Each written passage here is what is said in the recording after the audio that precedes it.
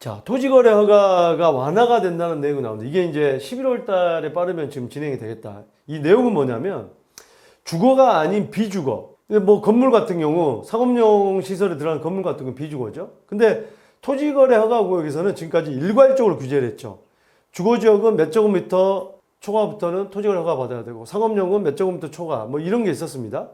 그런데 이제는 그렇게 하지 않겠다. 이걸 토지거래 허가 구역에 대한 내용을 좀 바꿔서 이렇게 이제 바꾼다고 하는데 거래 주체를 개인이냐 법인이냐 외국이냐 특정해서 규제를 하겠다는 거죠.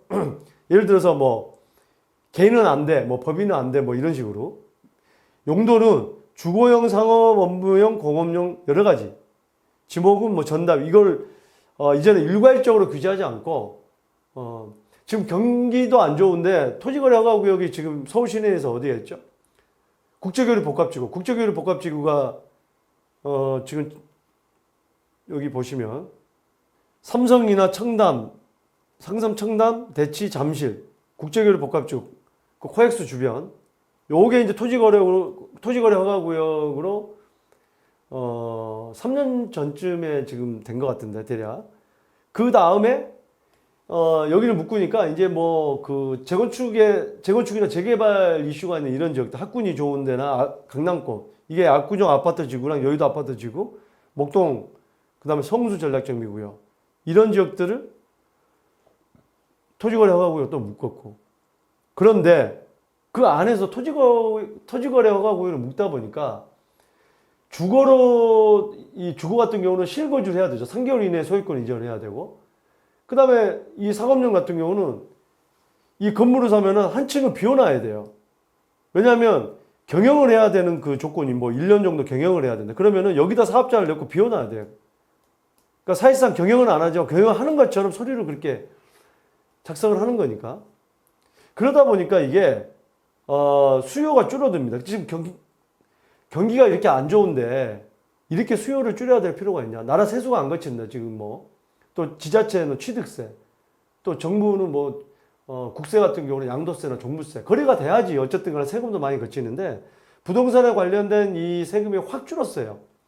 그런 부분을 좀 해결하고자 또 너무 이 규제만 하는 게 좋은 게 아닙니다. 이 경제에 있어서 지금 같은 여러 가지 경제가 지금 안 좋은 상황에서 그렇기 때문에 저는 이런 규제는 좀 좋다고 봐요. 많은 이 정책들 안에서 세부적인 내용들 좀 더 디테일하게 들어가야 된다고 봅니다. 예.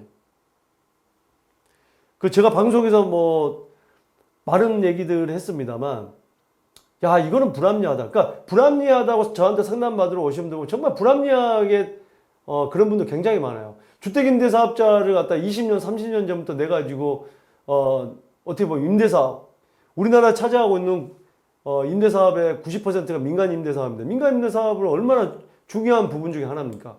그걸 주택임대사업자를 오랫동안 해왔던 분들이 전 정부에서 주택임대사업자 많이 하세요. 나중에는 집값 많이 오르는 게 주택임대사업자가 주범이다 그래서 완전히 죄인 취급하고 잘못한 게 하나도 없잖아요.